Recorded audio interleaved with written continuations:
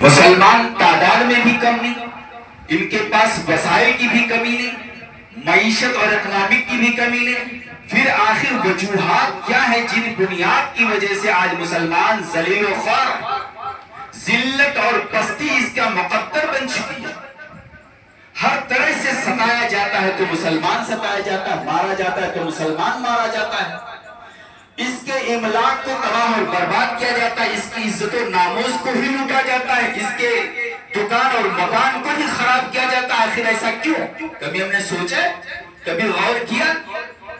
آئیے ذرا دیکھتے ہیں۔ اللہ رب العالمین نے جو کتاب ہمیں کتاب حکیم دی تھی، اس کتاب نے ہمیں بتلا دیا ہے، اس کتاب نے ہمیں بتلا دیا ہے کہ بھئی تم عزت ڈھونڈتے ہو، تم سربلندی چاہتے ہو، تم سرخروئی چاہتے ہو، لوگوں کی نگاہوں میں تم بڑا بننا چاہتے ہو، تو اس کا راز میرے پاس ہے۔ تم دنیا میں عزت ڈھونڈنا چاہتے ہو اور اس کے لیے تم جو ترک اور وترک ڈھونڈتے ہو وہ کافی نہیں۔ بہت سارے لوگ عزت ڈھونڈتے ہیں اپنے دشمنوں کے پاس، ہم میں سے بہت سارے لوگ دوسروں کی پیروی میں عزت ڈھونڈتے ہیں، ہم میں سے بہت سارے لوگ ایسے مل جائیں گے جو اپنے دین کو چھوڑ کر کے دوسرے دین میں اپنے آپ کو بلند کرنا چاہتے ہیں، عزت ڈھونڈ رہے ہیں۔ حالانکہ اللہ رب العالمین نے قرآن حکیم کی جو میں نے ابھی آیت کریمہ پڑھی ہے، سورہ آل عمران کی غالباً 139 نمبر ہے، اللہ رب العالمین فرماتے ہیں وَلَا تَهِنُوا وَلَا تَحْزَنُوا وَأَنْتُمُ الْأَعْلَوْنَ إِن كُنتُم مُؤْمِنِينَ۔ غم نہ کرو، ڈرو نہیں، تم سر بلند رہو گے۔ شرط کیا ہے؟ اللہ نے کیا شرط لگائی ہے؟ وہ شرط اگر تمہارے اندر پائی جا رہی ہے، اس شرط کو اگر تم نے فالو کر لیا، اس چیز پر اگر تم نے عمل کر لیا، تو یہ اللہ کا وعدہ ہے، اس رب کا وعدہ ہے جس نے ساری کائنات کو بنایا، اس رب کا وعدہ ہے جس نے مسلمانوں کو پستی سے اٹھا کر حوض سریہ پر مقیم کیا تھا، اس رب کا وعدہ ہے جس نے بوجھ نشینوں کو اٹھا کر کے مملکت ایران اور ہر جگہ کے تاج پر بٹھا دیا تھا، ان کے قدموں کی ٹھوکروں میں دنیا کے تاج لا کر کے رکھ دیا تھا۔ پھر اس قدر عظیم کی قدموں میں تاج تھے، یہ اس قدر عظیم کی قدموں میں تاج تھے، ہوئے اس قدر ذلیل کی قدموں کی جوتوں میں آ گئے، ہوئے اس قدر ذلیل کی جوتوں میں آ گئے۔ وجہ کیا ہے؟ تجزیہ نگار نے، تجزیہ کار نے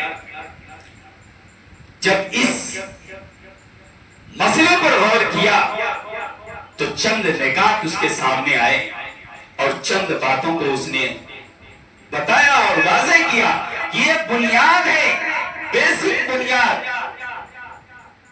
مین بنیاد ہے، انٹرنیشنل وجوہات ہیں، مین ریزن یہ ہے مسلمانوں کی پستی کا۔ سب سے پہلی چیز، ہم نے توحید کے ساتھ شرک کو ملا دیا۔ اللہ رب العالمین نے ہمیں توحید دے کر کے بھیجا تھا، اور وہ لوگ جو تہذیب و تمدن سے آئی تھے، جن کو کھانے کی تمیز نہیں تھی، پہننے کی تمیز نہیں تھی، اٹھنے کا سلیقہ نہیں تھا، بیٹھنے کا سلیقہ نہیں تھا، بولنے کا طریقہ نہیں تھا، لیکن جب انہوں نے توحید جیسی عظیم دولت کو اپنایا اور شرک جیسی قبیح بیماری کو چھوڑا، تو اللہ رب العالمین نے اس کی برکت سے انہیں عرب کے تبتے ہوئے صحرا سے اٹھا کر ایران و فارس کی گدیوں پر متمکن کر دیا، اور وہ بوریا نشین جو کل دوسروں کی غلامی کرتے تھے، وہ بوریا نشین، وہ بکریوں کے چرواہے جو دوسروں کو اپنا معبود اور فرما روا سمجھتے تھے، وہ خود کائنات کے فرما روا بن گئے اور حکمراں بن گئے۔ کیوں بھائی؟ اس لیے کہ انہوں نے توحید کو اپنایا تھا۔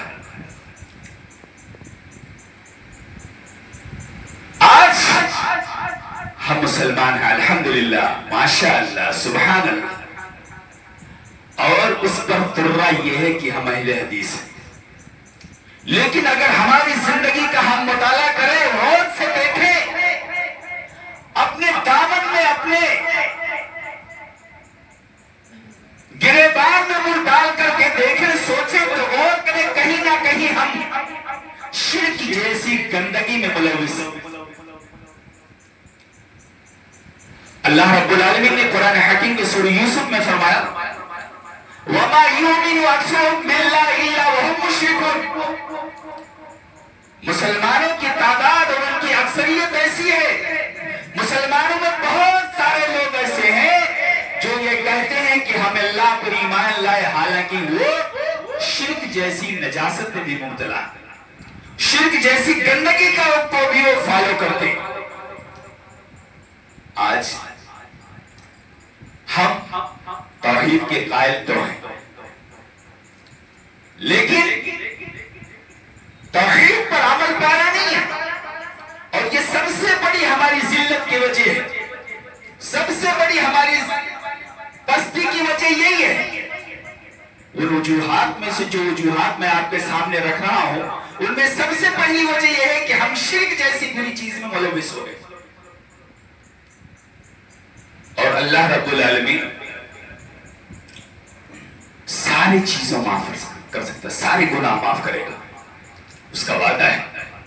اللہ رب العالمین سارے گناہ معاف کر دے گا، ساری خطائیں معاف کر دے گا. پیارے مصطفیٰ جناب محمد رسول اللہ کی پاک تعلیمات سے ہمیں یہ پتہ چلا کہ اگر بندہ زمین و آسمان کے درمیان جتنی خلا ہے اتنا اگر گناہ لے کر کے آئے، ساری زندگی اس نے سر سے پیر تک گناہ ہی گناہ کیا ہو، اللہ رب العالمین سے بغاوت ہی بغاوت کیا ہو، رسول کی بات کو نہیں مانا ہو، زندگی میں کبھی اس نے سجدے نہ کیے ہو، کبھی اس نے رکوع نہ کیے ہو، کبھی اس نے سجود نہ کیے ہو، لیکن ان تمام گناہوں کے باوجود اگر وہ رب کے ساتھ کسی کو شریک نہیں کیا ہوا ہے تو یہ اللہ کا وعدہ ہے کہ اللہ رب العالمین فرماتا ہے کہ میں اس کے تمام گناہوں کو بخش سکتا ہوں، اس کے تمام گناہوں کو معاف کر سکتا ہوں. ان اللہ لا یغفر ان یشرک بہ ویغفر ما دون ذلک لمن یشاء. اللہ رب العالمین شرک جیسی گناہ گندگی کو چھوڑ کر کے سارے گناہ کو معاف کر سکتا ہے، یہ اس کا وعدہ ہے. ہر گناہوں کی معافی کا کیا ہے وعدہ، ہر گناہوں کی معافی کا کیا ہے وعدہ. شرک کی معافی نہیں ہوتی بتایا تو نے. اس اللہ نے یہ کہہ دیا کہ شرک معاف نہیں ہوتا، تو جب شرک معاف نہیں ہوتا تو شرک کرنے والے کو اللہ بلندی کیسے دے سکتا ہے؟ بولیے، دے سکتا ہے؟ ممکن ہے؟ نہیں ممکن ہے. دوسری چیز ہماری پستی کی وجہ اور ہماری پستی کی جو اسباب ہے ان میں سے دوسرا سبب یہ ہے کہ ہم نے قرآن سے دوری بنا لی. یہ قرآن حکیم، یہ قرآن مجید، جس قرآن کو پا کر کے عرب کے بدو اور عرب کے چرواہے دنیا کے امام بن گئے، یہی حضرت عمر فاروق رضی اللہ تعالیٰ عنہ کا واقعہ ہے. حضرت عمر فاروق رضی اللہ تعالیٰ عنہ جب یروشلم کے سفر پر نکلے اور جب قریب پہنچ گئے تو پادریوں اور راہبوں کو دیکھا کہ آپ کے استقبال میں ہے. تو اس وقت جو کمانڈر ان چیف تھے انہوں نے کہا کہ عمر فاروق رضی اللہ تعالیٰ عنہ نے امیر المومنین ذرا اچھے کپڑے تو پہن لیں، ذرا بہترین کپڑے تو پہن لیں. سیدنا عمر فاروق رضی اللہ تعالیٰ عنہ نے کہا اللہ کی قسم اگر یہ لفظ کوئی دوسرا کہا ہوتا تمہارے علاوہ تو میں اس کو سزا دیتا. اللہ رب العالمین نے اسی قرآن کی وجہ سے اقوام کو بلند کیا ہے اور اسی قرآن کی وجہ سے اقوام کو پست کیا ہے. یہ قومیں جن قوموں نے قرآن مجید کو سینے سے لگایا، قرآن مجید کو فالو کیا، قرآن مجید کو زندگی میں اپنایا، ان قوموں کو اللہ اللہ نے سربلند کر دیا، اور جن قوموں نے قرآن مجید کو چھوڑ کے ان قوموں کو اللہ نے پست کر دیا۔ آئیے ایک حدیث دیکھ لیتے ہیں۔ اللہ کے رسول جناب محمد رسول اللہ صلی اللہ علیہ وسلم فرماتے ہیں، راوی حدیث غالباً حضرت جابر رضی اللہ تعالیٰ عنہ فرماتے ہیں کہ ہم مقام جعفہ میں تھے کہ اچانک اللہ کے رسول صلی اللہ علیہ وسلم ہمارے درمیان تشریف لائے، اور آپ نے فرمایا اتشہدون لا الہ الا اللہ، کیا تم الیس ان تشہدون لا الہ الا اللہ، کیا تم اس بات کی گواہی نہیں دیتے کہ اللہ ایک ہے، وانی رسول اللہ، اور میں اللہ کا رسول ہوں، وان القرآن کتاب من عند اللہ، اور قرآن اللہ رب العالمین کی طرف سے لائی گئی کتاب ہے، اتاری گئی کتاب ہے۔ قلنا بلا، سارے صحابہ نے کہا اللہ کے رسول یقیناً ہم اس بات کی گواہی دیتے ہیں کہ اللہ ایک ہے، آپ اللہ کے رسول ہیں، قرآن اللہ رب العالمین کا کلام ہے۔ تو اللہ کے رسول صلی اللہ علیہ وسلم نے کیا فرمایا؟ فابشروا، خوش ہو جاؤ، بی ہیپی، خوش ہو جاؤ، تمہارے لیے خوشخبری ہے، تمہارے لیے مزدہ ہے۔ وہ مزدہ کیا ہے؟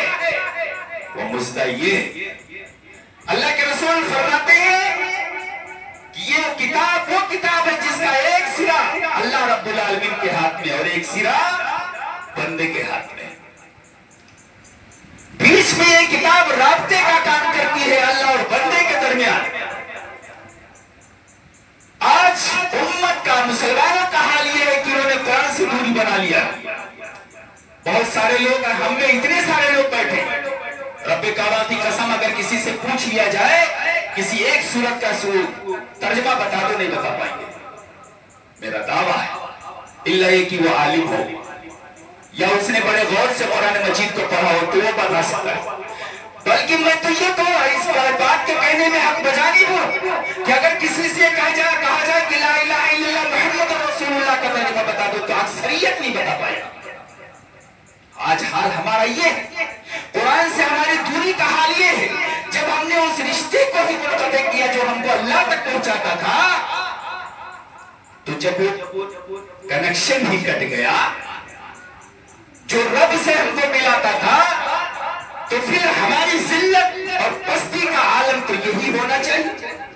پھر آج لوگ کیوں شکایت کرتے ہیں، کیوں کہتے ہیں کہ ہم ذلیل ہو رہے ہیں، مارے جا رہے ہیں، کاٹے جا رہے ہیں، پریشان کیے جا رہے ہیں، ہمیں مٹایا جا رہا ہے، ہماری عزت و ناموس لوٹا جا رہا ہے، ہمارے دکان اور مکان کو جلایا جا رہا ہے، کیوں کہتے ہیں لوگ؟ یہ تو تمہارے اپنے ہاتھوں کی کمائی ہے۔ ابھی رمضان المبارک کا مہینہ گیا، رمضان میں دیکھا جا رہا تھا کہ مسجدیں تنگ پڑ جاتی تھی نمازیوں سے، نمازیوں کی اکثریت کو دیکھ کر کے یہ تصور ہوتا تھا، خیال آتا تھا کہ ایک منزل اور چڑھایا جائے، ایک منزلے کی توسیع اور کی جائے۔ لیکن رمضان کے جاتے جاتے حالت یہ ہے کہ فجر کی نماز میں 1 صف سے 1.5 صف بھی لوگوں کی تعداد نہیں پہنچتی۔ کیا آج مسلمانوں کی تعداد گھٹ گئی؟ کیا مسلمانوں کے اوپر قحط سالی کا زمانہ آ گیا؟ قحط الرجال کا زمانہ آ گیا؟ کیا نعوذ باللہ ہم میں سے اکثر لوگ موت کے گھاٹ اتر گئے؟ یقیناً موت کے گھاٹ اتر گئے، یقیناً موت کے گھاٹ اتر گئے۔ ہماری روحانی موت ہو چکی ہے، ہم مر چکے، ہمارا ضمیر مردہ ہو گیا، قرآن سے ہمارا تعلق ٹوٹ گیا۔ وہ قرآن جو ہمیں رب سے ملاتا تھا، وہ قرآن جو ہمیں رب سے تعلقات کو مضبوط کیا کرتا تھا، اس قرآن کو ہم نے چھوڑ دیا۔ اور یہ چیز کل قیامت میں اللہ کے رسول جناب محمد رسول اللہ اپنی امت کی جانب سے رب کی بارگاہ میں شکایت بھی کریں گے۔ ان ھذا القرآن، مہجورہ کا لفظ ایسے آتا ہے کہ اس قوم نے، میری قوم نے قرآن مجید کو چھوڑ دیا تھا۔ یہ میرے رسول تھے، کس کے تعلق سے؟ ہمارے اور آپ کے تعلق سے۔ تو جب ہم نے قرآن مجید کو چھوڑ دیا، اس نسبت کو چھوڑ دیا جو ہمیں اللہ سے ملاتا تھا، تو ظاہر سی بات ہے ہم کمزور ہوں گے نہیں ہوں گے، پستی ہماری مقدر بنے گی نہیں بنے گی، ذلت ہمیں گھیرے گی نہیں گھیرے گی، لوگ ہمیں ماریں گے نہیں ماریں گے، ستائیں گے نہیں ستائیں گے۔ اس کو ایک مثال سے سمجھ لیجئے۔